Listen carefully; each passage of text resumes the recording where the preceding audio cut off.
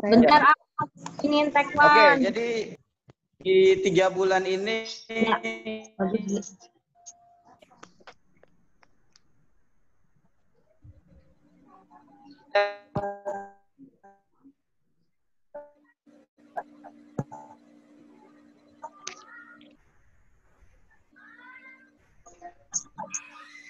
merasakan dengan ketat, dan ini tentu menjadi harapan besar bagi kita semua. Dan kira-kira apa sih yang perlu kita hadapi dalam menghadapi apa sih yang harus kita lakukan?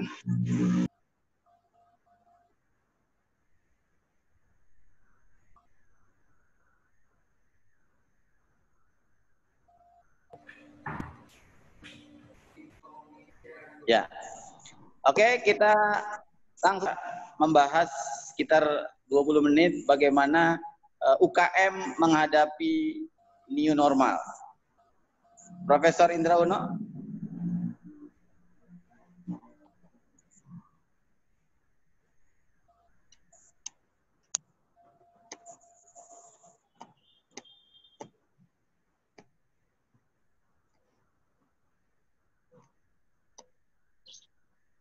Ya, nampaknya.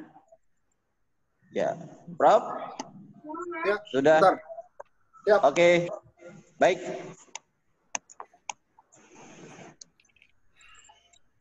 Ya, sambil menunggu Profesor Indra Uno, saya sedikit juga menyampaikan bahwa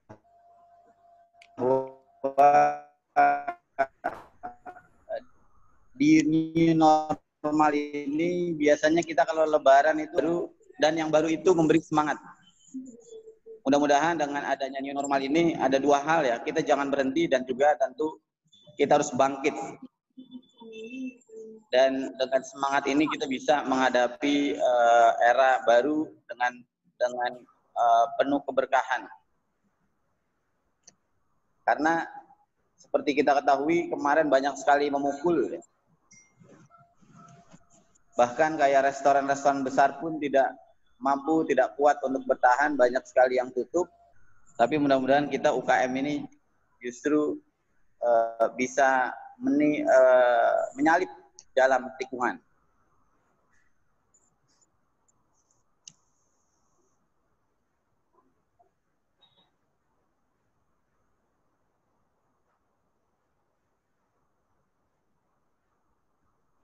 Suaranya hilang, Pak. Kang Ubay, suaranya putus-putus. Ya.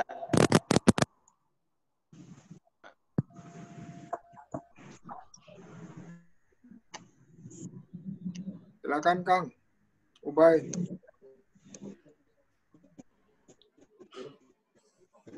Ya, kita sudah buka, Prof. Tadi sudah saya kasih pengantar bahwa di Pemprov Jakarta kemarin kan banyak relaksasi, diantaranya hari ini kita sudah boleh beribadah, Senin besok restoran juga sudah mulai boleh dine in, dan juga banyak tahapan-tahapan yang sudah bisa membuka UKM untuk bisa lebih luas lagi, seperti kembali normal sedia kala. Nah, ini silakan Profesor Indra bisa membahas apa sih yang bisa kita siapkan sehingga kita tidak kehilangan momentum di new normal ini. Seperti itu, Prof. Siap, Kang. Tadi suaranya putus-putus, Kang Ubay. Oh. Mungkin perlu pindah ke loteng kali. Hah? Siap. Saya pindah ke bawah. Ini di lantai 2. Kalau misalnya masih belum bagus juga, keluar dari rumah. Siap. Ini di lantai 2. Oke, Prof. Bisa dilanjut, Prof, ya? Saya pindah lokasi ya? Oh, hari ini udah boleh Jumatan ya? Sudah, Prof. Sudah, oh, Prof. Pantes. Sudah boleh, Prof. Saya masih zuhur, saya belum terima tuh perbaharannya. Kita sudah mulai tadi, Prof. Oh gitu, udah deh. Oke, baik. Saya mulai dengan Saya yang share screen ya.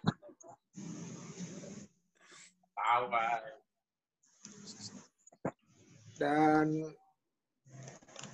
bentar ya, saya share screen. Share screen.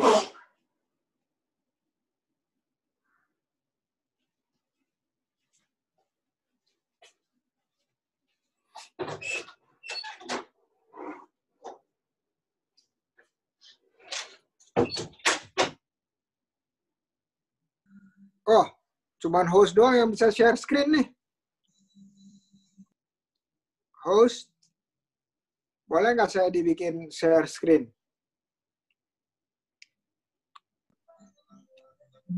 Baik, saya coba screen.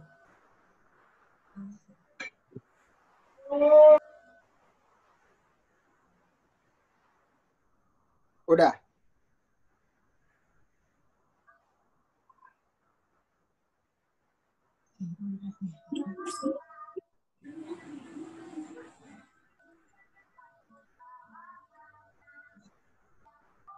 Masih belum? Harus host yang buka. Hostnya siapa? Husnul? Atau siapa? Kelihatan nggak, Oma? Mas Oh, Gali Vika. bisa dibantu? Mas Gali. Oke, Coba, siap. sudah. Ya. Udah ya, bentar ya. Oke.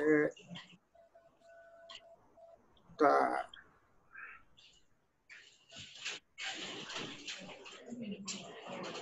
Oke. Udah bisa kelihatan? Oke, sudah coach. Udah, Prof. Udah. Coba ya.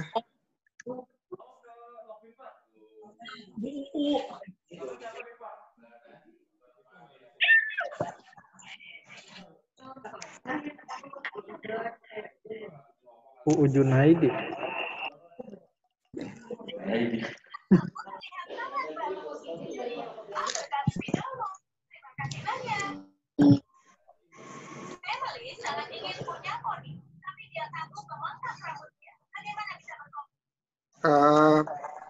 Host, bisa tolong di-mute yang nggak bicara? Baik, sudah kita mute. Ya. Terima kasih, host. Sama-sama, Prof. Kalau itu suara siapa tuh?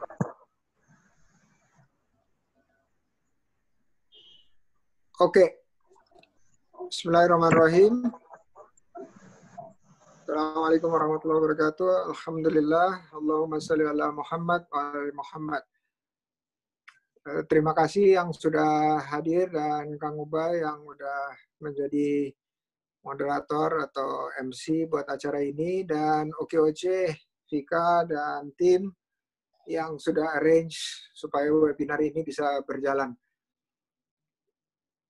Kita akan bahas kira-kira 10 menit ke depan ini sebagai pemicu untuk diskusi aja. Dan setelah itu kita boleh tanya jawab. Ya, salam kenal buat semua yang hadir di sini. Dan semoga suatu saat kita bisa jumpa secara tatap muka ya, insya Allah. Baik. Yang saya akan share sedikit di sini kepada teman-teman pelaku usaha mikro dan kecil adalah beberapa langkah yang kita juga udah bagikan ke teman-teman lain. Selama ini udah 13 minggu lebih ya kita kerja dari rumah, terutama yang di Jakarta. Kalau ada yang di luar Jakarta, ada beberapa daerah yang tidak PSBB seperti kita. Nah, bentar ya, saya hapus dulu nih.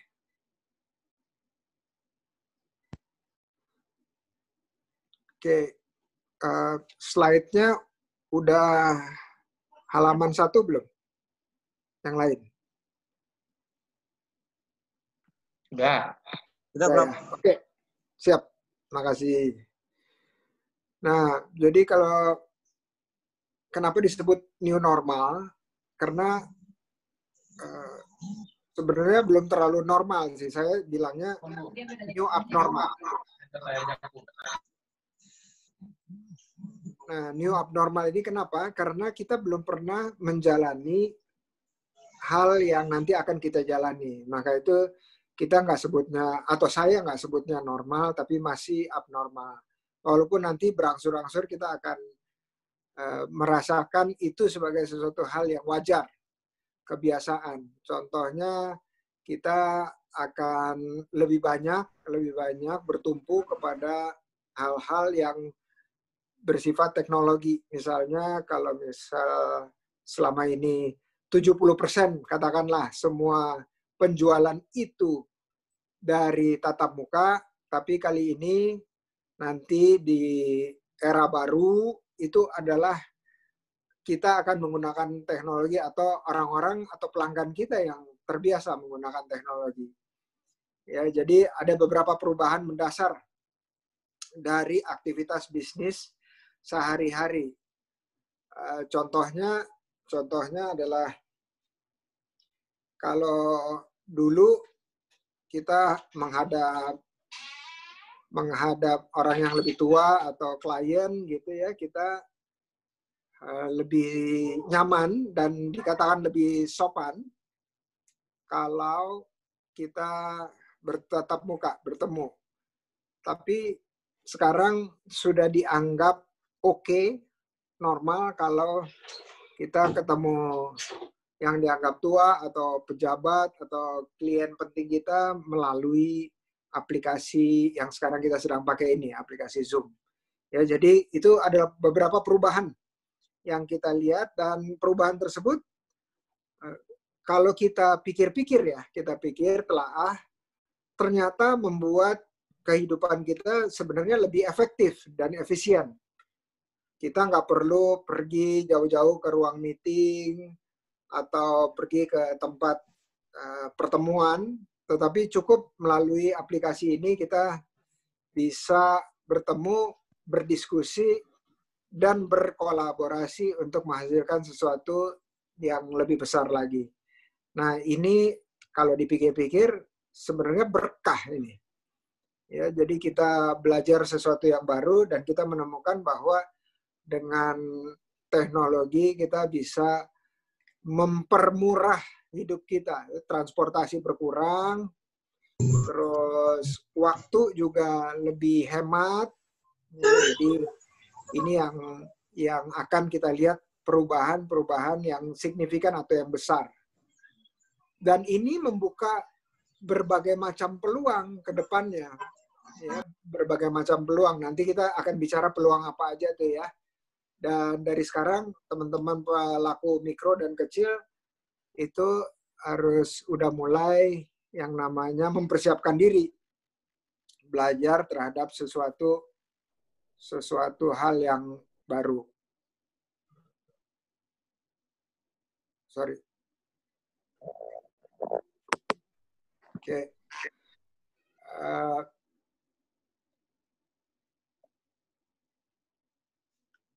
Nah, kita lihat ya, kondisi sebelum bulan Maret.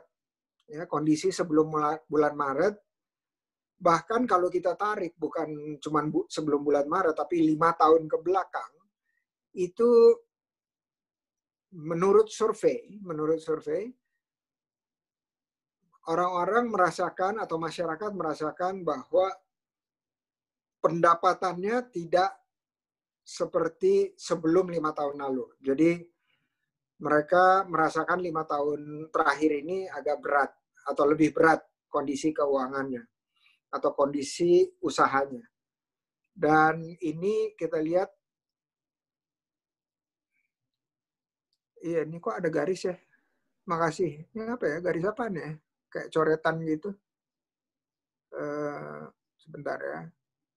Oh, ada yang ada orang lain yang coret-coret. Siapa tuh? Coba host, kalau buka sharing itu cuma buat saya doang atau bisa buat yang lain? Jadi ada, bukan saya nih yang coret-coret nih.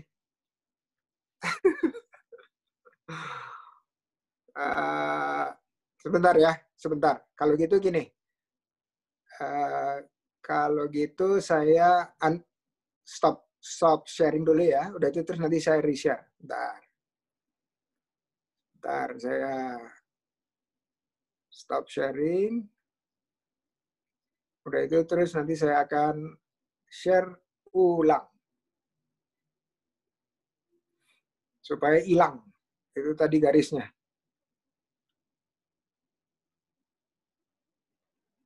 Ya, hilang garisnya. Mantap. Oke. Nah, kita lihat ya. Pertama yang sebelah kiri itu ya, kondisi ekonomi. Walaupun memang teman-teman di pelaku usaha mikro dan kecil nggak terlalu merasakan, tetapi ada yang namanya pelemahan nilai tukar rupiah terhadap mata uang asing dan menyebabkan beberapa harga komoditas itu naik.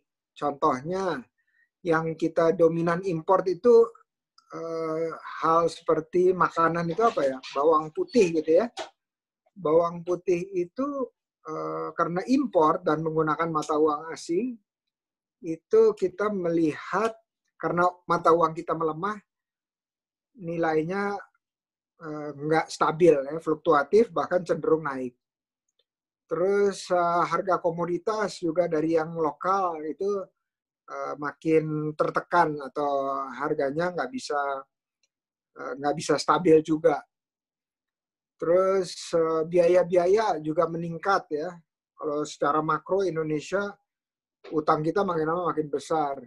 Terus harga minyak dunia, ya, minyak mentah dunia itu menyebabkan beberapa supply chain atau rantai pasokan lain yang terimbas atau ada dampaknya. Nah, ini kita lihat dampak di gambar ini itu kita lihat yang garis ke atas itu adalah jumlah kenaikan kasus. Jumlah kenaikan kasus. Dan yang empat kotak itu merepresentasikan fase di mana pandemi ini berjalan ya. Ya, kalau yang sebelah kiri itu adalah sebelum bulan Maret.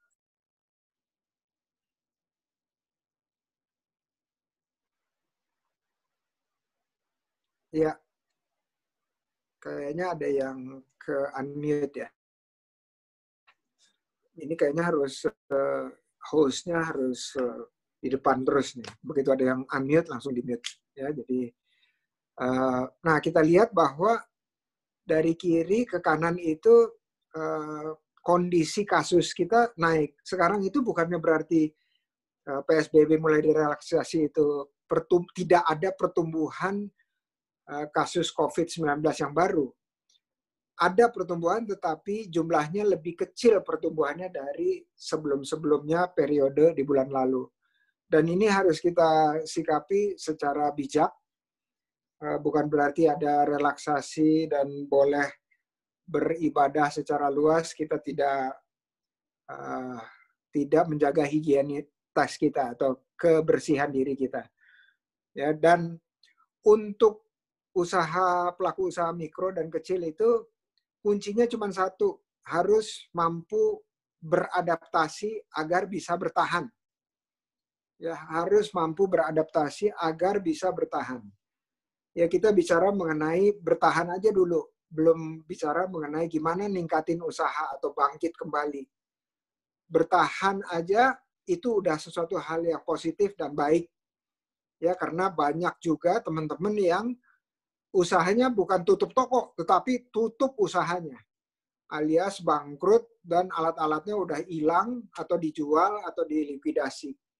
Dan orang-orangnya, pegawainya juga udah nggak ada lagi. Nah, ini yang kita perlu teman-teman pikirkan bahwa untuk bisa beradaptasi itu ada 4 ya, ada 4 yang saya sampaikan. Selalu ada keterbukaan. terhadap informasi. Berikutnya ada ketersiapan. Yang kedua itu ketersiapan. Jadi setelah kita terbuka terhadap informasi, kita siap. Siap terhadap apa? Terhadap hal-hal yang akan berubah. Ya, tadi misalnya kita harus mampu beradaptasi menggunakan teknologi tatap muka virtual, bukan tatap muka fisik. Nah, berikutnya lagi, baru kita masuk ke yang namanya inovasi ya. Dan inovasi ini harus terus-menerus. Ya, inovasi harus terus-menerus. Sesuatu yang baru dari usaha kita. Dan berikutnya kreatif. Kreatif itu selalu kita memikirkan cara-cara baru untuk mengemas produk kita atau membuat produk lainnya. Tadi saya bilang 4 ya. Satu lagi deh saya tambah. Satu lagi, tetap harus punya integritas yang tinggi. Saya nggak pernah lihat ada seorang pengusaha yang tidak jujur, itu usahanya langgeng. Jadi integritas atau kejujuran itu menurut saya adalah sesuatu hal yang penting dan terutama. Ya, jadi dalam perjalanan hidup saya selalu melihat kalau orang yang jujur itu umur usahanya jauh lebih panjang daripada yang nggak jujur. Ya, walaupun mereka bisa sama-sama besar, tetapi yang satu bertahan jauh lebih lama daripada yang tidak jujur. Nah, adaptasi ke sesuatu yang baru itu adalah skill juga. Skill atau keterampilan yang patut dimiliki oleh kita semua. Ya, nih kira-kira nih peluang-peluang yang terlihat ini saya terjemahkan, ini bahasanya bahasa Inggris ya.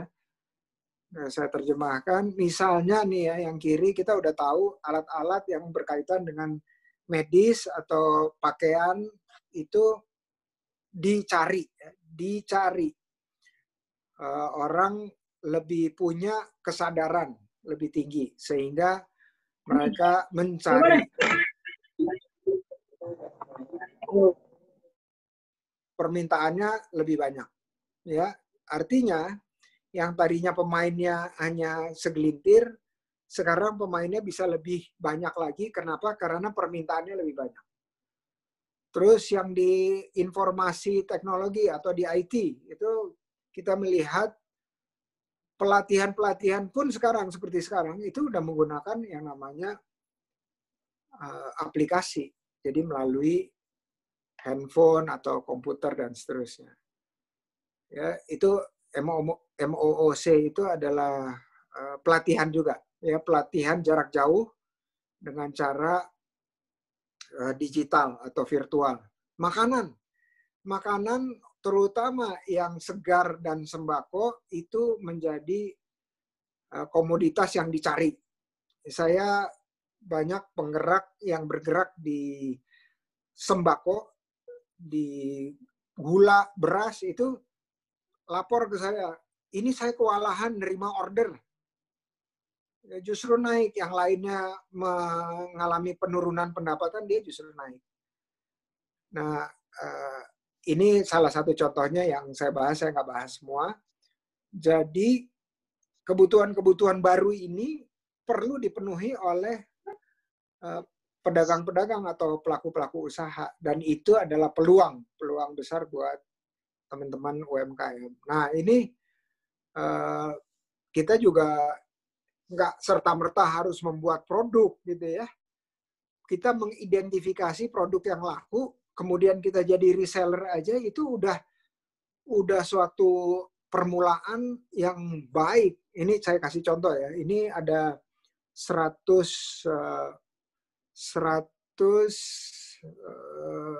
kategori di e-commerce atau di platform jualan online yang naiknya berlipat-lipat ya, meningkat.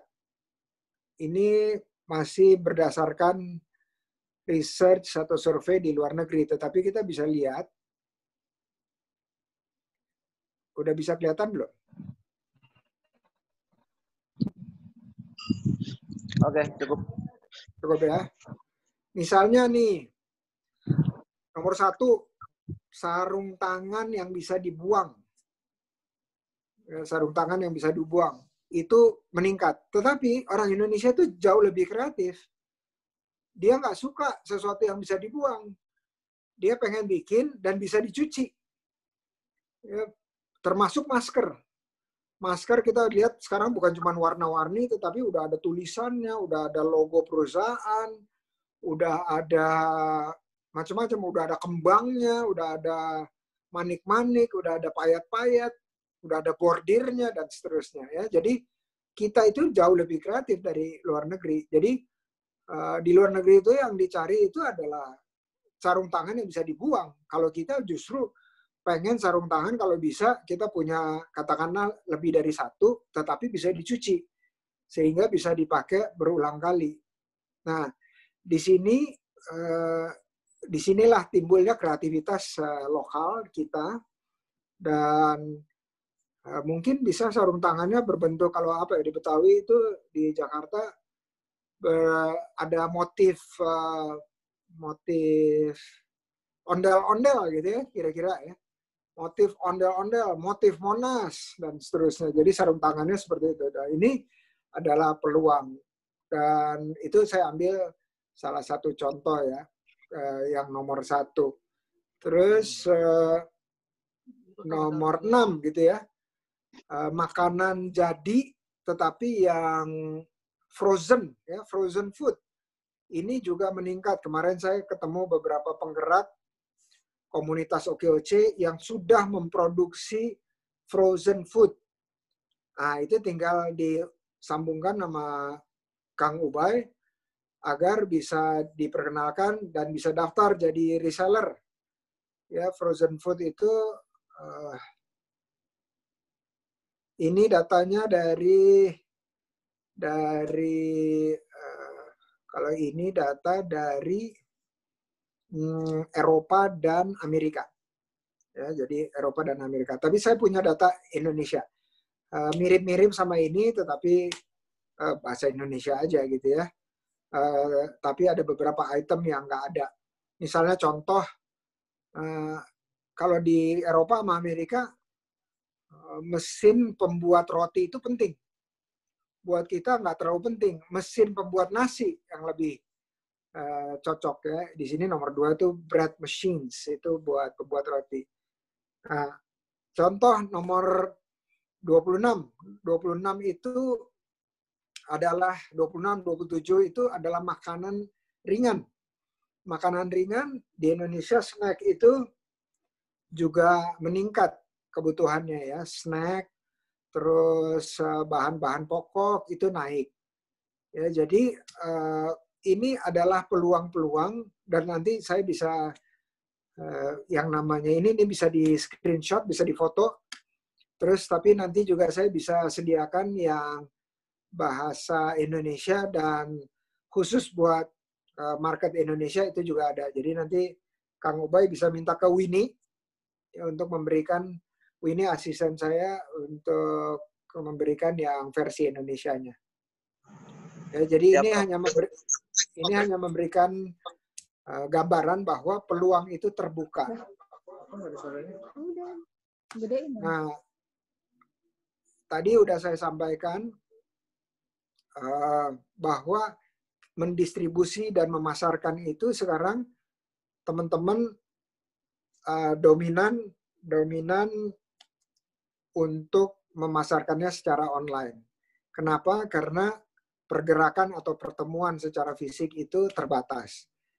Salah satunya adalah menggunakan online seperti Instagram, Facebook, WhatsApp, bahkan perusahaan besar sekalipun yang punya toko-toko gerai-gerai di mall itu menggunakan WhatsApp untuk mencapai klien-kliennya yang dulu mereka capai dengan cara tatap muka. Ya, jadi penting kalau kita punya atau simpan nomor dari pelanggan-pelanggan kita. Kalau belum menyimpan berarti kita harus berkolaborasi dengan teman-teman lain yang kontak di handphonenya ini jauh lebih besar dari yang ada di handphone kita. Ya, jadi ini adalah suatu aset. Kontak yang disimpan di handphone itu nama-namanya adalah suatu aset. Dan nanti datanya saya bisa berikan yang market Indonesia atau yang pasar Indonesia. Ya. Dan kita lihat di bulan Juni ini pemerintah Jakarta khususnya sudah mendeklar atau memutuskan kita masuk ke masa transisi ya, transisi artinya perlahan dibuka untuk yang tertentu gitu ya. Restoran mungkin yang restoran dengan cara tidak makan di tempat itu sudah mulai pada buka, dan ini adalah pemulihan, bentuk-bentuk pemulihan yang kita lihat akan terjadi. Dan yang paling ideal pemulihan itu adalah yang ini ya,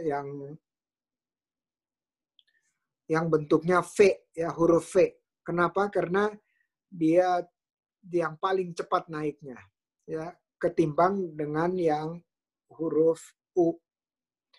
Ya, jadi kita lihat bahwa ada industri-industri yang bakalan naik dengan cepat. Contohnya tadi yang sudah saya sebutkan, makanan ringan, terus alat-alat yang terkait dengan kesehatan, jamu ya, jamu yang contohnya apa tuh ya? Jamu bir peletok itu jamu bukan sih? Kalau menurut saya sih rasanya kayak jamu ya, dan sehat juga tuh, di badan seger. Jadi itu bisa jadi satu, apalagi di DKI ya, di Jakarta ini bir peletok kan ngetop banget tuh. Banyak yang bisa jadi reseller dari situ.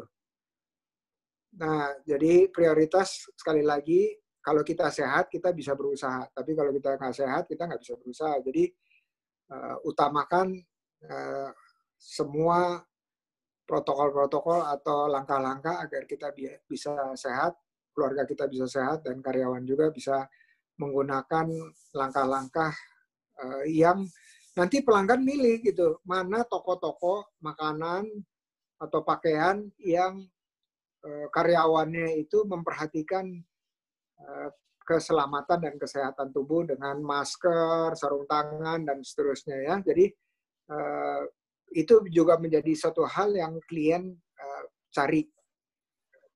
Ya, jadi kita lihat di sini, saya akan skip ini nanti untuk diskusi aja. Jadi di sini itu bicara mengenai hal-hal yang berkaitan dengan apa saja sih yang punya peluang lebih besar, ya, peluang lebih besar duluan, ya, peluang lebih besar duluan ketimbang dengan sektor-sektor lainnya. Oke, saya akan cukupkan di situ untuk memicu kita diskusi. Semoga para pelaku mikro dan kecil ini masih bertahan. Kalau dia bisa bertahan, dia akan bisa bangkit, insya Allah. Ya, walaupun bertahannya harus, kata Mas Andi itu bertahannya dengan mantap. Mantap itu apa? Mantap itu makan tabungan. Mantap. Ya, walaupun dengan mantap, makan tabungan. Kalau sebisa mungkin jangan sampai manset. Manset apa? Makan aset. Asetnya udah dijual-jualin. Ya, jadi kalau di rumah udah mulai kosong. Sofa udah hilang, kulkas udah hilang, dan seterusnya. Ya, TV kayaknya terakhir ya dijualnya. Dan yang terakhir yang sangat kita hindari itu adalah manjam. Manjam itu apa? Makan pinjaman. Ya, kalau kita bisa hindari, kita hindari. Jadi teman-teman mudah-mudahan masih beroperasi dan sudah siap-siap nih, sudah siap-siap untuk naik lagi ke bangkit lagi usahanya ya. Oke, silakan Kang Ubay. Terima kasih. Assalamualaikum warahmatullahi wabarakatuh. Waalaikumsalam warahmatullahi wabarakatuh. Terima kasih Profesor Indra. Ya, tadi teman-teman semua kita sudah mendengarkan paparan dari Prof. Indra bahwa kondisi COVID ini melahirkan dua hal ya, tantangan dan juga peluang ya. Jadi selain kita ditantang dengan ujian, tapi juga ada peluang-peluang usaha yang justru bangkit ya, atau mengalami peningkatan yang cukup signifikan. Oke, kita lanjut dulu nih ke yang kedua ya, sebelum kita tanya jawab. Kita ke Kasudin ya. Sekaligus juga memberikan arahan ya, terkait dengan apa sih yang akan dilakukan oleh Pemprov DKI terkait dengan new normal ini ya, kebijakan-kebijakan apa yang akan diterapkan kepada para UKM khususnya. Pak Igan Muhammad Faisal yang mewakili, kami persilakan.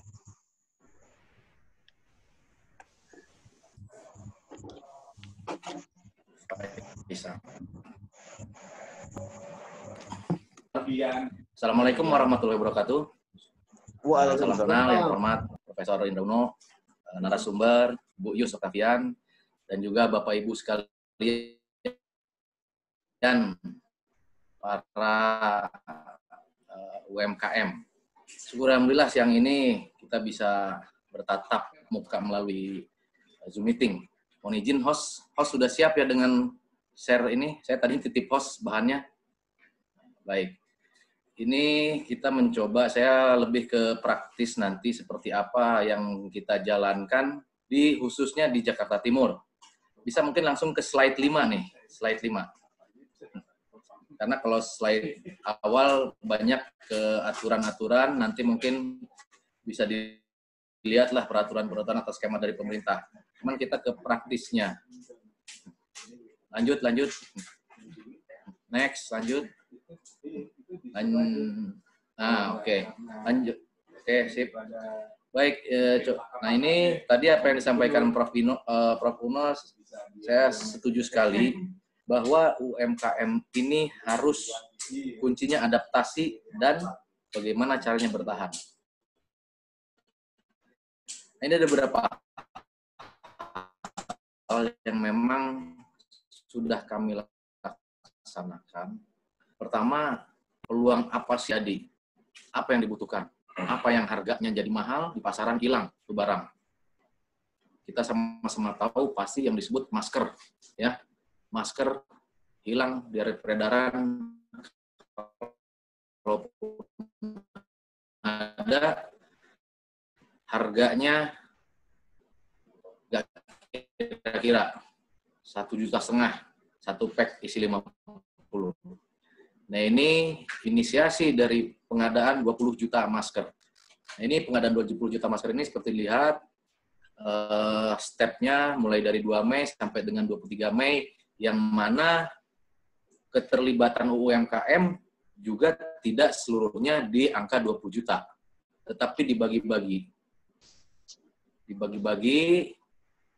Termasuk juga dari perindustrian juga diikut sertakan. Karena kalau dengan 20 juta diserahkan semua ke pelaku usaha mikro kecil, diperkirakan tidak akan mampu. Jadi perlu juga keterlibatan dari pelaku-pelaku usaha yang sudah mapan, yang sudah besar. Jadi tidak bisa kita berjalan sendiri pelaku mikro atau dan kecil ini. Nah, ini alhamdulillah program 20 juta masker ini sudah selesai dan masyarakat sudah bisa menikmatinya dengan gratis, yang mana pendistribusiannya sudah dilakukan melalui kelurahan-kelurahan.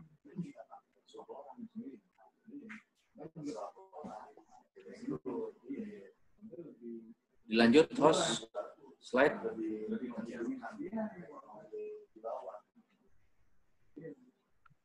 Nah, Untuk khusus di Jakarta Timur ini, terkait dengan tadi yang saya sampaikan pengadaan masker, kita menghimpun total binaan adalah 163 binaan. Nah, binaan ini ada bukan hanya satu orang penjahit, tapi ada juga memang komunitas yang total penjahitnya berjumlah 658 orang dengan produksi untuk Jakarta Timur UMKM 178.618.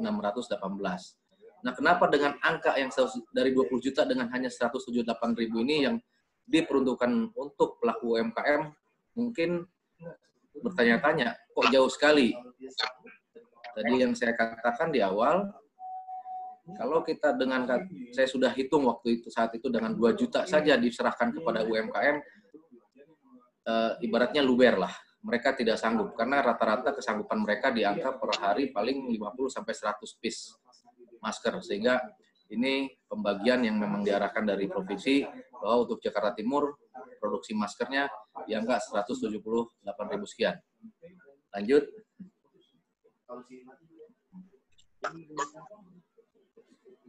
Nah, sebelum kita menginjak ke monitoring pemberlakuan PSBB, selain pengadaan masker pun perlu kami sampaikan. Pada masa saat pandemi, mulai dari awal di bulan Maret sampai saat ini, kita kan mempunyai lokasi-lokasi usaha ataupun binaan, yang mana di situ terdapat kurang lebih dari 3.000 pelaku usaha. Lebih dari 3.000 pelaku usaha. Di minggu kedua terjadinya pandemik, secara fisik, kios-kios 50% tutup. Kami coba untuk mengatasinya. Kami coba mengalihkan, memberikan pembinaan adalah membuat flyer-flyer. Kita ambil pedagang si A, produknya apa, nomor telepon. Kita sebarkan semua melalui media-media sosial yang ada maupun dengan spanduk-spanduk fisik kita buat. Nah, itu diharapkan bisa mengurangi terpuruknya ekonomi dari para pelaku usaha UMKM yang ada khususnya di Jakarta Timur. Selain itu, ternyata perkembangannya tidak menggembirakan. Omset tidak sesuai dengan harapan. Dan kami saat ini sedang mencoba membangun, ini belum bisa saya tampilkan,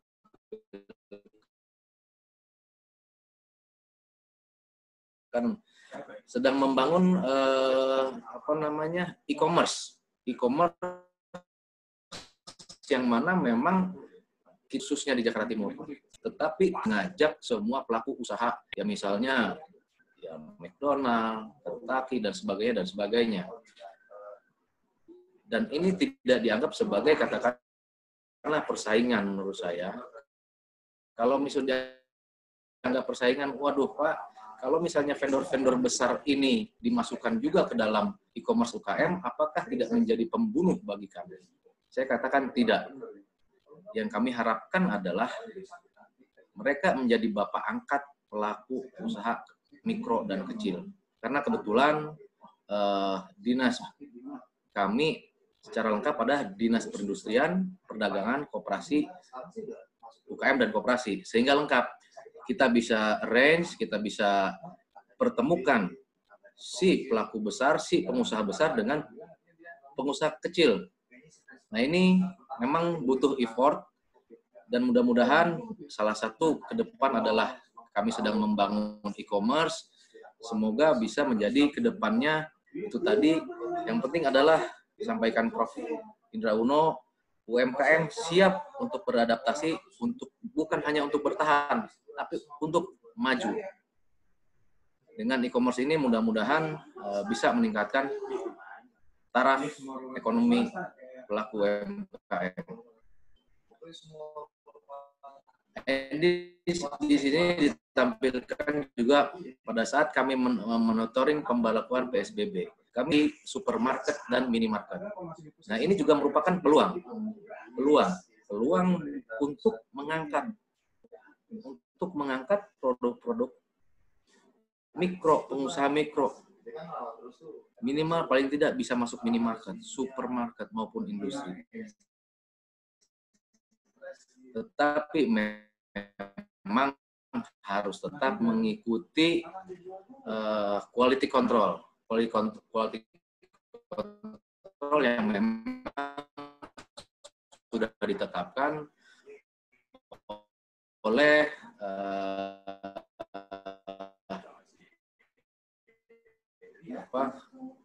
marketplace yang sudah ada. Dan ini juga kita bisa bantu dengan pelatihan produk-produk kemasan, bagaimana membuat kemasan yang bagus. Jadi bagaimana supaya pemotoan juga kita sampaikan sehingga tadi bisa masuk lah. Ini baru sedikit produk-produk UMKM yang dimaksud karena belum adanya persyaratan. Ini terus kita dorong, kita push agar mereka bisa terus bergerak. Nah, lanjut.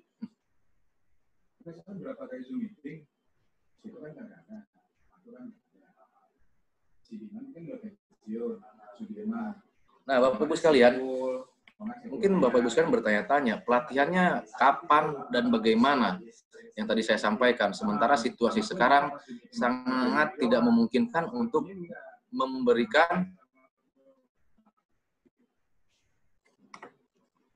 memberikan pelatihan secara berkumpul lebih dari 5 orang. Sementara pelatihan kita adalah 100 orang.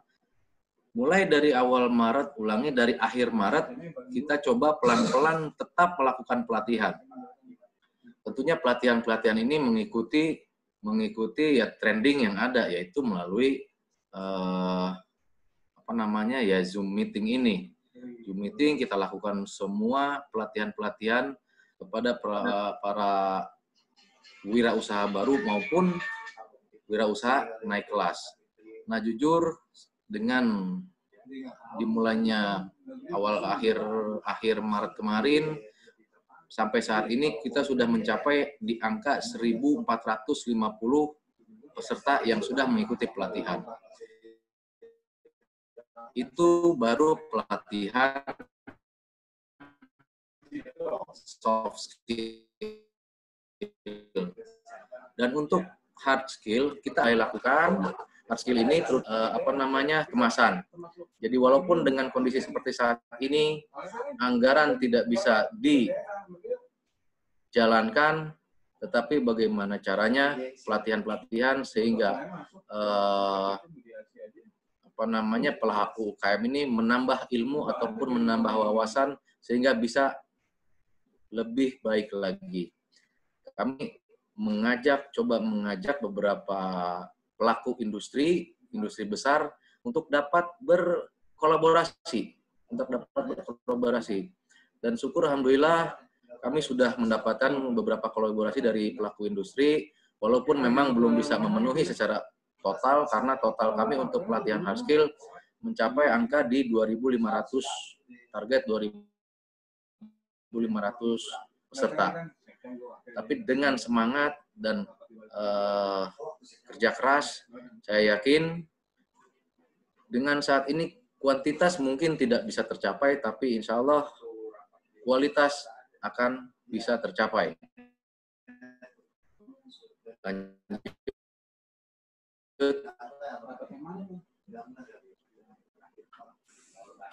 Next. Nah, ini beberapa pelatihan-pelatihan yang sudah kita laksanakan. Di sini terlihat bisa dari per kecamatan sudah beberapa kali dilakukan, ada narasumber, temanya, dan juga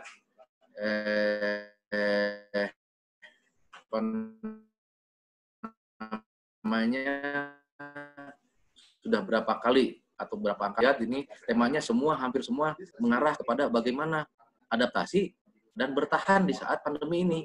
Jadi sangat-sangat sinkron yang disampaikan tadi dengan disampaikan oleh Prof. Indra Uno. Jadi kuncinya betul, setuju sekali bagaimana untuk adaptasi di masa pandemi dan bertahan. Jadi ini program-program pemerintah daerah khususnya Jakarta Timur dalam menghadapi masa pandemi Corona 19 ini. Dan mudah-mudahan ke depan kita berharap pandemi ini tidak berlangsung lama, karena mudah-mudahan segi ekonomi khususnya UMKM bisa lebih meningkat lagi. Next. Lanjut.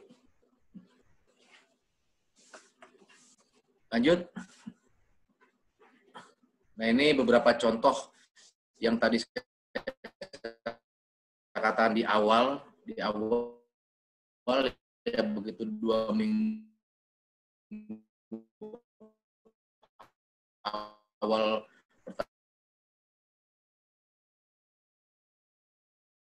pertama banyak yang kios-kios itu kita share di beberapa medsos ataupun secara narasumber dan juga moderator, beberapa paling tidak ada kesiapan untuk beradaptasi dan bertahan sehingga bisa terus maju untuk meningkatkan perekonomian masyarakat, khususnya masyarakat pelaku usaha mikro, kecil, dan menengah di Jakarta Timur. Mungkin itu yang bisa kami sampaikan. Terima kasih. Lebihnya mohon maaf. Billahi taufiq wal hidayah. Assalamualaikum warahmatullahi wabarakatuh.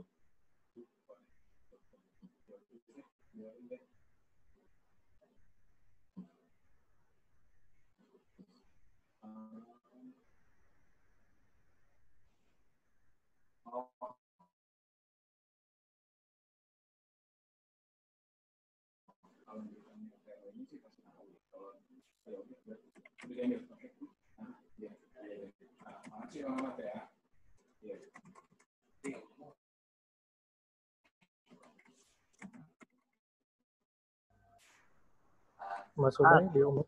Ya, tadi saya pijat-pijat, nggak ada suaranya. Terima kasih banyak Pak Ijan Muhammad Faisal selaku Kasudin PPK UKM Jakarta Timur. Ya, tadi sudah dijelaskan beragam program yang sudah dilakukan dan juga yang akan dilakukan. Juga stimulan-stimulan, ya salah satunya tadi itu produk UKM nanti akan masuk ke gerai-gerai minimarket ya, mudah-mudahan ini bisa men-scale up teman-teman semua. Tentunya mungkin juga dari sisi kemasan dan perizinan yang memang perlu disiapkan. Dan dari sisi minimarket dan supermarket juga mungkin skema pembayaran ke UKM yang juga perlu dirubah dari yang biasanya di korporasi besar. Karena UKM biasanya duitnya nggak banyak. Oke, nanti kita akan lanjutkan dengan tanya jawab. Tapi berikutnya kita akan mendengarkan paparan dari Bu Yus Oktavia. Beliau adalah pelaku UKM dan juga dari OKOC Fabrikan. Di mana di OKOC ini seperti kita ketahui ada 7 pas ya, 7 langkah pas. Ada pendaftaran, pelatihan, juga pemasaran, perizinan, permodalan, dan sebelum permodalan itu ada pelatihan keuangan, dan terakhir adalah permodalan, dan juga di awal tadi ada pendampingan.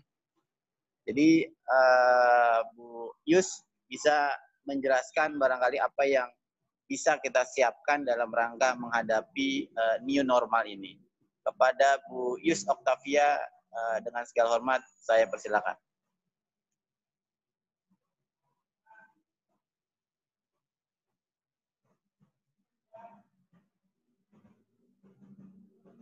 Masih di mute ya. Assalamualaikum warahmatullahi wabarakatuh. Selamat siang semuanya. Terlebih dahulu saya mohon maaf lahir dan batin. Semoga kita selalu dalam keadaan sehat walafiat. Kita sebagai pelaku UMKM sangat merasakan bagaimana dampak dari COVID-19 ini.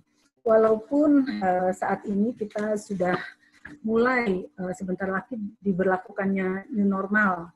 Jadi dengan keadaan yang 3 bulan ini, kita sangat berdampak akan UMKM, sangat dampaknya sangat besar terhadap masa pandemi ini. Jadi yang akan saya sampaikan saat ini hanya paling sharingnya kita sebagai pelaku UMKM dalam menghadapi pandemi ini.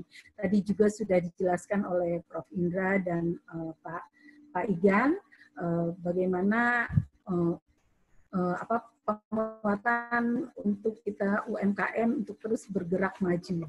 Tapi kalau kita lihat bagaimana strongnya dan kuatnya UMKM terlihat dari masa tahun 2012 dan 2015 kita benar-benar kuat.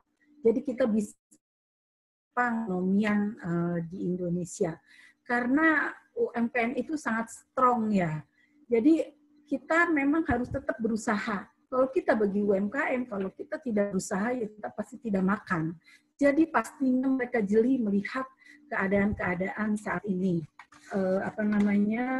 Kita lihat banyak juga teman-teman yang tadi seperti Pak Indra katakan sudah banyak yang tutup, terlebih-lebih itu yang buka kantin di sekolah-sekolah, di kantor, di kampus atau di instansi-instansi yang terkait.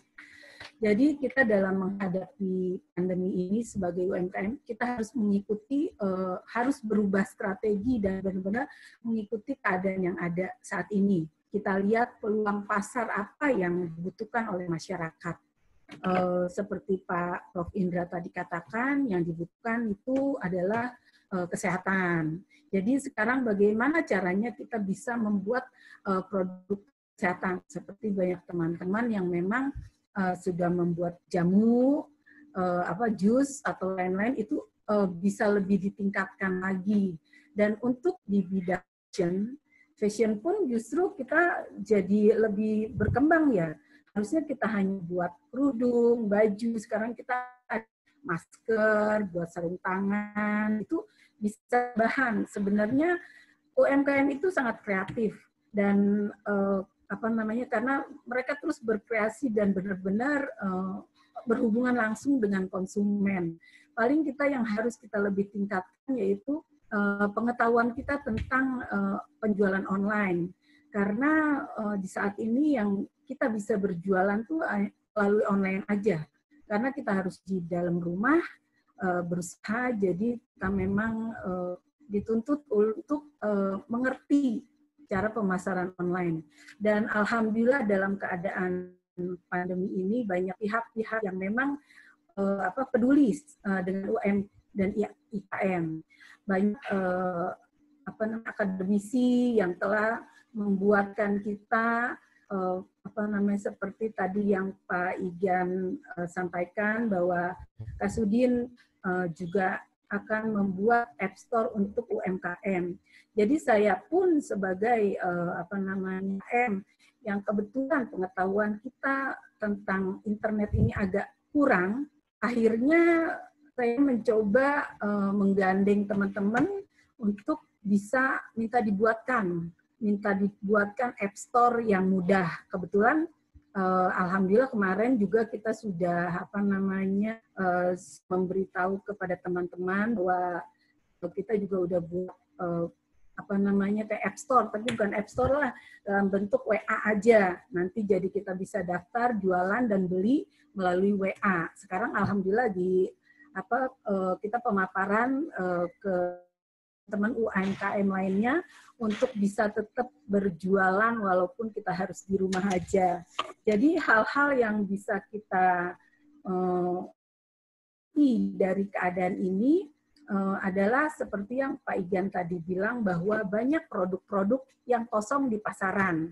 Jadi waktu inilah kita dituntut untuk cinta akan produk Indonesia dan mudah-mudahan kekosongan-kekosongan barang yang ada di pasaran itu bisa dipenuhi oleh kita UMKM. Jadi kita bisa mengisi kekosongan-kekosongan itu. Semoga dengan keadaan ini kita bisa tetap berusaha, tetap kuat, tetap strong dalam menghadapi ini. Tapi saya yakin teman-teman UKM itu strong semua ya dalam keadaan ini. Jadi untuk di bidang makanan, kita melihat banyak teman-teman atau masyarakat untuk membeli makanan yang siap saji. Jadi kita bisa beralih ke frozen. Ke frozen misalnya yang mereka olah di rumah, atau tom yum, pastel, apa segala macam kita bisa olah di rumah lagi karena ketakutan masyarakat akan keadaan ini. Dan juga kita cari ide-ide ya, misalnya kita buat menu harian untuk di rumah, kita menyiapkan untuk hari Senin menunya ini, hari Selasa ini bisa kita siapkan semua untuk konsumen bisa beli ke kita, dia hanya mengolah sebentar aja, mereka masukin microwave, udah bisa mereka gunakan di rumah. Jadi dituntutnya kita untuk lebih kreasi kita untuk menghadapi pandemi ini, untuk kita tetap bisa jualan. Dan kita pun diharapkan bisa memperbanyak komunitas-komunitas di internet ya, komunitas WA, komunitas apa, dan benar-benar kita harus konsisten terus pemasaran kepada konsumen. Jadi jangan bosen, jangan malu, dan jangan berkecil hati atas keadaan ini. Sebenarnya kita justru sebagai UMKM lebih gampang untuk putar balik, ya kan? Kalau kita kan cepat aja nih. Sekarang yang dibutuhkan masyarakat apa? Misalnya sanitizer. Kita bisa memasarkan sanitizer yang ada, atau kita tambah dengan kemasan-kemasan yang unik dan lucu yang itu dibutuhkan masyarakat. Dan ada juga kita bikin penutup wajah dari plastik. Penutup wajah itu untuk keamanan. Jadi sebenarnya banyak hal-hal yang bisa kita perbuat dalam masa pandemi ini. Jadi paling tidak kita sebagai UMKM harus tetap semangat, kita harus saling tolong-menolong, harus saling support, saling bantu dalam keadaan ini. Dan alhamdulillah untuk 3 bulan kemarin itu kita masih dapat bantuan dari pemerintah ya, bansos. Tapi lebih baiknya lagi isinya itu produk-produk UMKM. Jadi kita juga bisa lebih berkembang ya, isinya misalnya ada ikannya, ada ayamnya, atau dari produk-produk UMKM. Jadi benar-benar kita bisa jualan saat ini dengan bantuan dari bisa ikut serta di bansos pemerintah ini. Semoga teman-teman semua bisa tetap sukses, tetap bisa menjalankan semua ini dengan baik, dan juga penjualan kita dengan protokol-protokol kesehatan. Misalnya kemasannya memang harus baik, kemasannya seperti yang Pak Igan tadi sampaikan, bahwa sudah ada kepelatihan untuk kemasan ini. Jadi nanti sampai di rumah itu kemasan bisa dicuci dengan untuk kesehatannya ya. Jadi semoga, dan juga kita dalam masa ini harus adanya kesatuan dalam kita misalnya membeli produk handapku. Jadi kita bisa beli rame-rame, jadi harga murah. Kita juga nanti bisa menjual ke masyarakat dengan murah. Paling tidak jadi kita tidak kalah bersaing dengan produk-produk lainnya. Dan selain itu dalam dalam masa ini dituntut kita memang harus mengikuti protokol-protokol yang ada dalam menjaga kesehatan kita. Sepertinya itu aja. Nanti mudah-mudahan kita bisa tetap berusaha, kita tetap eksis menjalani semua ini. Saya yakin teman-teman UKM itu mampu, karena kita sudah melewati berbagai macam hal Indonesia yang menunjukkan bahwa UMKM di Indonesia ini sangat kuat. Itu aja, Pak Ubay, Pak Prof. Indra, dan Pak Igan. Terima kasih banyak. Semoga nanti kalau ada yang pertanyaan bisa disampaikan. Ada juga tentang yang itu ya, App Store yang kebetulan UMKM banyak Jadi banyak dari akademisi yang membantu kita dalam membuat ekspor yang sesuai dengan kemampuan kita. Nanti bisa dijelaskan lain waktu. Banyak itu aja. Terima kasih. Assalamualaikum warahmatullahi wabarakatuh. Waalaikumsalam warahmatullahi wabarakatuh. Terima kasih Ibu Sofia yang tadi sudah menjelaskan peluang-peluang juga dan juga apa aja yang kira-kira bisa kita mainkan ya di era COVID ini dan juga apa yang harus kita siapkan ketika pandemi ini sudah berakhir. Oke, tadi saya lihat sudah ada beberapa yang tunjuk tangan ya. Jadi bagi yang mau bertanya, silakan angkat tangannya. Ini sudah ada 2 yang masuk. Mungkin yang pertama saya akan persilakan Ibu Tindri Wahyuni. Bu Tindri, mana Bu Tindri? Bu Tindri, silakan.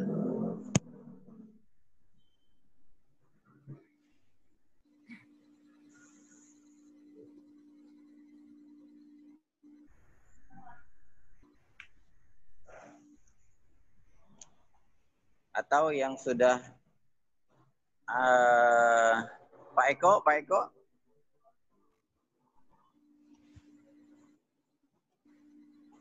Ya, kalau enggak saya bacakan ya. Pak Eko. Ya, Assalamualaikum. Pak Eko, silakan. Waalaikumsalam. Assalamualaikum. Ya Pak, itu yang pembicara yang kedua mengenai gerai-gerai minimarket sama supermarket.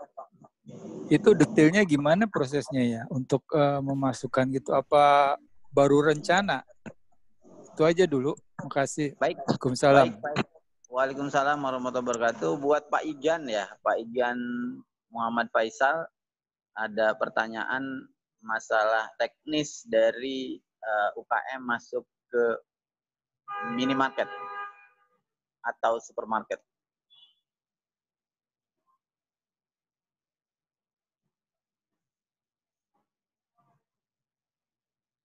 Pak Ijan masih memantau?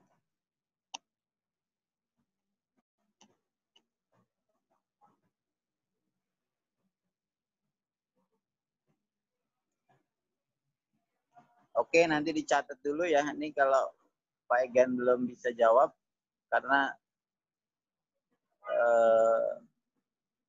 sepertinya tidak terpantau ini.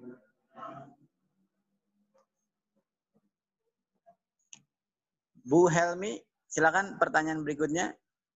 Bu Helmiati dan Bu Asih. Bu Helmi.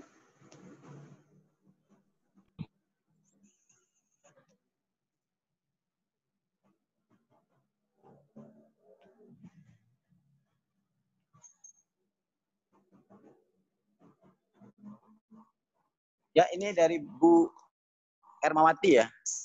Izin bertanya kepada penyaji, salah satu peluang baru di era pandemi COVID-19 ini adalah UMKM Go Digital. Sementara meningkatkan kapasitas UMKM untuk literasi digital dikatakan keberhasilannya sangat kecil. Bagaimana melakukan pendampingan UMKM offline sehingga bisa melek digital, terutama untuk pemasaran produk secara online dengan lebih efektif saat ini. Terima kasih. Mungkin Profesor Indra, Prof. Indra bisa bantu jawab, Prof. Masalah bagaimana UKM yang melek digital ya. Karena sebagian besar masih gelap digital. Dari habis gelap timbullah terang gitu ya. Terbitlah terang. Ya. Oke, terima kasih pertanyaannya. Jadi kita di OKOC ini senantiasa mendapatkan update ya atau berita terkini gitu ya, berita terkini dari teman-teman penggerak komunitas OKOC lainnya, dan mereka biasanya bergeraknya bukan hanya level nasional tapi level provinsi juga, bukan cuma provinsi juga, tetapi kecamatan, kelurahan, bahkan sampai RT sekalipun. Nah, jadi bisa didapatkan dari komunitas-komunitas ini orang-orang yang sebenarnya nggak jauh dari rumah kita atau malah dekat ya satu lingkungan dengan kita. Dan saran saya itu untuk bisa digital itu dia perlu waktu ya untuk belajar tentunya, tetapi kita juga melakukan pelatihan. Pelatihannya juga melalui virtual digital. Nah, kalau misalnya masih dasar sekali, bisa dibantu dengan anggota keluarganya yang lebih muda, lebih milenial, lebih melek digital untuk ikut di dalam pelatihan kita, supaya kita bisa pandu perlahan dan pendampingannya melalui seseorang yang ada di rumah atau lingkungan terdekat kita yang lebih duluan paham soal digital ini. Dan banyak juga teman-teman yang menawarkan jasa untuk menjadi lebih terampil dalam hal digital ini. Nanti sore saya jam 4.30 itu di Instagram Live akan bicara dengan salah satu pendamping usaha mikro, kecil, dan menengah. Nanti kita akan saya akan bincang-bincang dengan dia. Dan Ibu boleh dengerin dan nanti bisa berjejaring dengan mereka. Dan supaya mereka bisa bantu go digitalisasi ini, Ibu atau teman Ibu atau rekan-rekan lain, pengusaha-pengusaha mikro dan kecil untuk ikutan. Ya, jadi itu yang bisa dilakukan secara komunitas dan secara gratis, ya, gratis. Nah, jadi banyak yang teman-teman yang melakukan itu. Nah, kalau yang untuk berbayar itu juga ada. Jadi biasanya kalau untuk yang dasar, yang basicnya itu biasanya gratis. Tetapi kalau udah mulai berbayar itu mulai yang udah lebih kompleks atau udah lebih banyak kebutuhannya. Ya, jadi misalnya contoh untuk bikin website, untuk memantau seberapa banyak pelanggan yang diterima atau mendapatkan informasi dari kita. Nah, ini bisa juga ditempuh, tetapi saya rasa dengan yang gratis aja itu udah cukup efektif.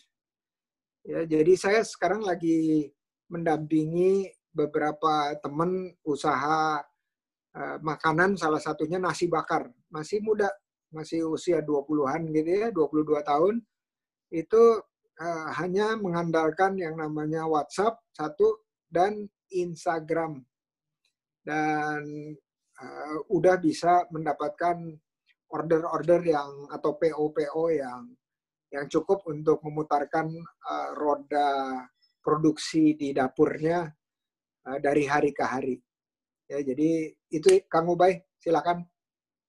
Terima kasih Prof. Indra. Terima kasih. Jadi kalau mungkin dari usia udah agak-agak tua gitu bisa melibatkan anak-anak muda, bisa anaknya atau juga teman-teman generasi-generasi muda untuk bisa mengoptimalkan sosial media kita masing-masing. Nah, ini Pak Ijan sudah bergabung lagi sepertinya. Tadi ada pertanyaan dari Pak Eko tentang bagaimana teknis memasukkan produk UKM ini ke minimarket. Pak, bagaimana Pak Igan? Bisa dijelaskan, Pak?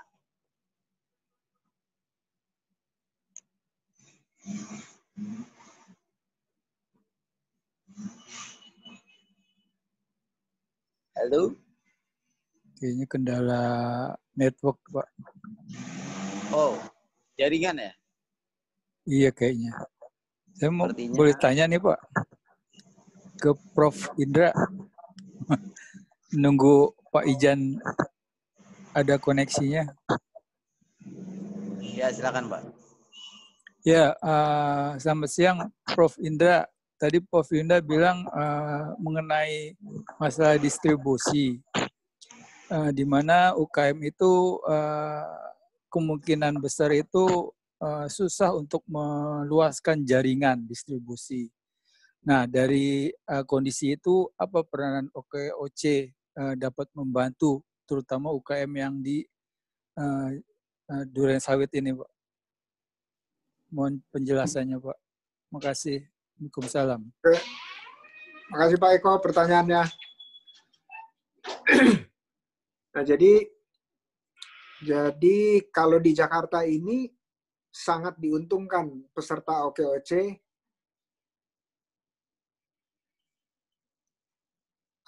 sangat diuntungkan. Kenapa? Karena OKOC di Jakarta ini jumlahnya yang paling besar. Dia udah melampaui 130.000 peserta. Dan dengan 130.000 peserta itu ada hampir sekitar mendekati 100 komunitas penggerak. Nah, jadi kuncinya cuma sederhana. Kalau dia terdaftar di OKOC, katakanlah kalau kita lihat Instagramnya ya, okoc.catalog, terdaftar di sana aja. Here's what I found. Kalau terdaftar di sana, itu cakupan dari informasi produk atau jasa yang bisa disampaikan kepada, nggak usah di luar Jakarta, di Jakarta aja, itu 130.000 orang langsung terima. Ya, bayangkan 130.000 orang tersebut menjadi calon pembeli kita. Nah, itu tanpa menggunakan atau membangun jaringan sendiri. Cukup langsung ke OKOC, taruh di OKOC katalog, dia bisa mencapai sekian banyak. Tapi tentunya harus terus intensif. Setiap waktu kita bisa update kepada komunitas-komunitas ini. Itu kalau bicara Jakarta aja. Nah, kalau bicara di luar Jakarta, totalnya adalah OKOC udah mencakup sekitar hampir 400.000 orang. Itu lebih besar lagi pasarnya. Tanpa kita harus membangun jejaring distribusi kita. Jadi kalau kita tergabung dengan OKOC atau komunitas OKOC, insya Allah dari silaturahmi itu, dia bisa mendapatkan informasi yang lebih luas dari produk-produk yang diperlukan oleh para peserta atau para anggota OKOC. Kira-kira gitu Pak Eko.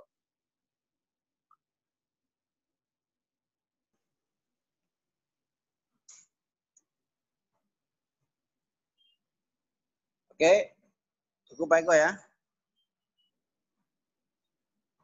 Ada terakhir nih, penanya terakhir Ibu Rahayu.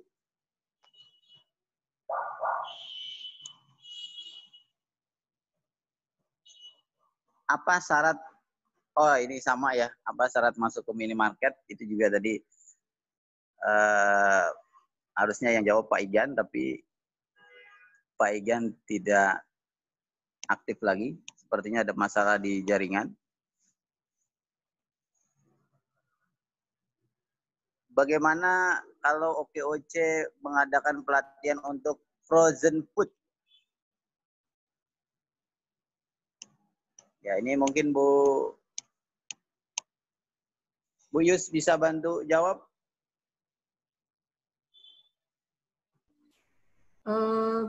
Itu insya Allah bisa kita lakukan. Jadi banyak teman-teman yang memang sudah usaha di frozen. Jadi nanti kita bisa sharing ilmu. Untuk teman-teman lain mungkin kita melalui Zoom ya untuk mengadakannya. Dan juga untuk pelatihan-pelatihan online pun juga sudah dilakukan oleh teman-teman semua. Yang penting kita bisa mensupport semua teman UMKM supaya tetap eksis jualan di masa pandemi ini. Nanti bisa diatur waktunya lagi Pak untuk ke pelatihan Frozen. Kita siap. Oke, insya Allah di OKOC itu kita banyak sekali pelatihan-pelatihan baik soft skill maupun hard skill. Jadi Bapak-bapak dan Ibu-ibu semua tinggal pantau saja di sosial media kita dan juga ikut di penggerak-penggerak OKOC. Salah satunya ini ada OKOC Fabrication ya, yang juga nanti bisa memberikan pelatihan-pelatihan.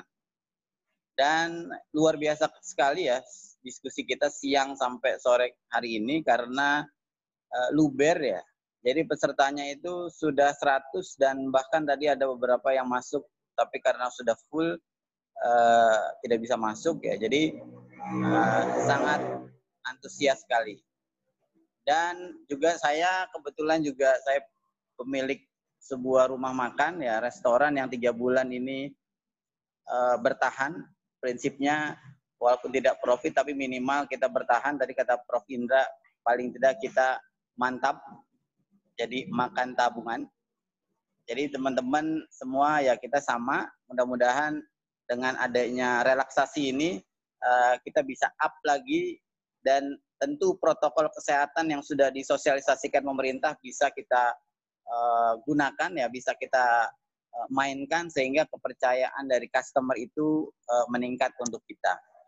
Dan terakhir statement closing ya, closing statement dari Prof. Indah karena waktu kita sudah habis. Setelah itu nanti kita foto-foto. Mohon maaf bagi para peserta yang sudah angkat tangan dan juga tadi sudah banyak sekali pertanyaan karena memang waktunya sudah habis sehingga harus kita akhiri. Tapi sebelum diakhiri, Prof. Indra mungkin bisa memberi closing statement.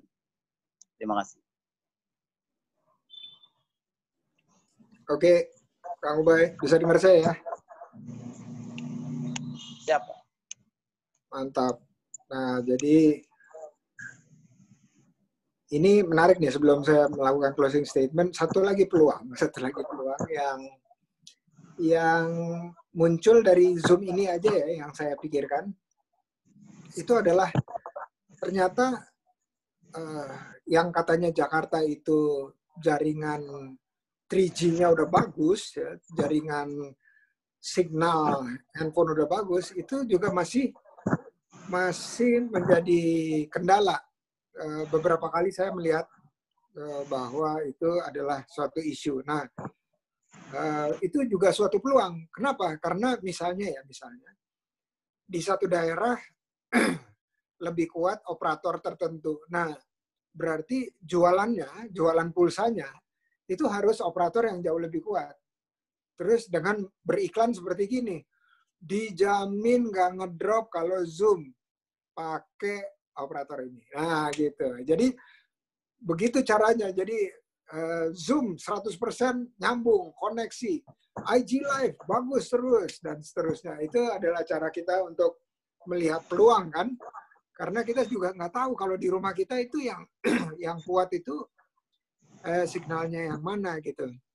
Bahkan kadang-kadang Telkomsel yang katanya juga kuat, itu seringkali ngedrop dan menggunakan WiFi itu harus yang bandwidth-nya tertentu juga dan itu cukup mahal. Jadi kalau kita menggunakan operator telepon itu lebih murah. Nah, itu salah satu yang kepikiran aja sebagai peluang dan kita bisa membantu teman-teman terutama yang di IT itu gimana caranya go digital itu lebih banyak lagi dengan pelatihan-pelatihan, tetapi bukan cuma go digital, pulsanya juga harus dipikirin, pulsa yang signalnya kuat ya. Jadi jualannya mungkin Kang Upay di restorannya juga bisa jualan tuh. Di sini kalau mau Zoom yang keren pakai pulsa ini gitu. Nah, tambah tuh jualannya. Ya, jadi siap. Kalau sekali lagi teman-teman yang udah hadir di sini, terima kasih atas partisipasinya. Dan saya pengen ngajak ke, bentar, saya screen share ya, sebentar ya, boleh ya? Screen share supaya kita bisa terus silaturahmi. Sebentar aja kok Kang Ubay.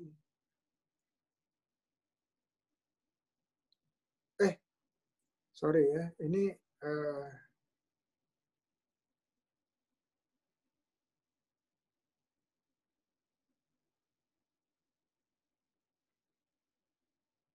nah, teman-teman bisa screenshot ya, bisa screenshot itu nomor WA saya di atas. Terus itu Instagram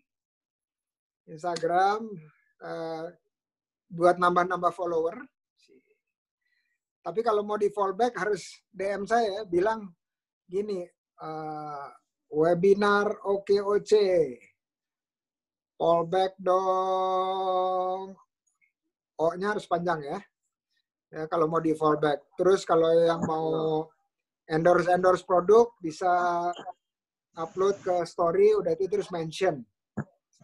Nah, intinya kenapa saya nampilin ini bukan cuma buat pengen nambah follower, tapi saya ingin menyampaikan kepada teman-teman bahwa dari pengalaman saya itu yang namanya silaturahmi itu rezekinya udah dijamin sama Allah untuk diperluas. Jadi yang omsetnya turun-turun dikit, turun-turun banyak, bahkan sampai nggak bisa buka, itu kita harus tingkatkan silaturahmi kita. Harus mulai berjejaring, ya, harus mulai update, walaupun melalui handphone saja. Jadi mudah-mudahan dengan nomor WA saya yang di screen dan Instagram saya @indrauno, kita bisa saling follow, dan kalau yang mau follow back, siap-siap DM saja dengan kata-kata password webinar OKOC, fallback dong. Sekali lagi, Allah sudah jamin silaturahmi kita itu dijamin bahwa Allah perluas rezeki kita. Ya, dan ini yang janji Allah, bukan manusia. Allah nggak mungkin ingkar. Terima kasih Kang Ubay. Siap. Mohon maaf kalau ada yang kurang. Assalamualaikum warahmatullahi wabarakatuh. Kita foto bersama yuk. Warahmatullahi wabarakatuh. Terima kasih Prof. Indra, Pak Igan, dan Bu Yus Oktaviani. Sekali lagi nanti follow ya sosial medianya OKOC, dan juga tadi ada tawaran dari Prof. Indra yang mau di follow IG-nya, silakan follow Prof. Indra. Terakhir kita foto bareng ya. Saya sebagai host di sini mohon maaf apabila ada kesalahan, dan semoga apa yang kita dapatkan pada siang hari ini bisa bermanfaat buat kita semua, bisa memajukan bisnis kita, dan tentu tadi kata kuncinya adalah bersilaturahmi. Dengan bersilaturahmi ini kita bisa menambah umur dan juga menambah rezeki kita. Terima kasih. Assalamualaikum warahmatullahi wabarakatuh. Mbak Vika, silakan kita foto-foto Mbak Vika. Oke, siap. Bisa dibuka videonya para peserta. Ini ada 2 slide nih, Pak Ubay. Jadi ada 2 kali foto ya. Siap. Oke, siap. 3, 2, 1. Oke. Oke, untuk yang slide kedua. Oke, bentar. Oke, slide keduanya kita mulai ya. 3, 2, 1. Oh, sorry, ternyata ada 3 slide. 1 slide lagi. Oke, 1 slide lagi. 3, 2, 1. Oke, terima kasih semuanya. Terima kasih semuanya, sampai jumpa lagi. Assalamualaikum. Waalaikumsalam. Makasih Kang Ubay, Vika, dan lain-lain.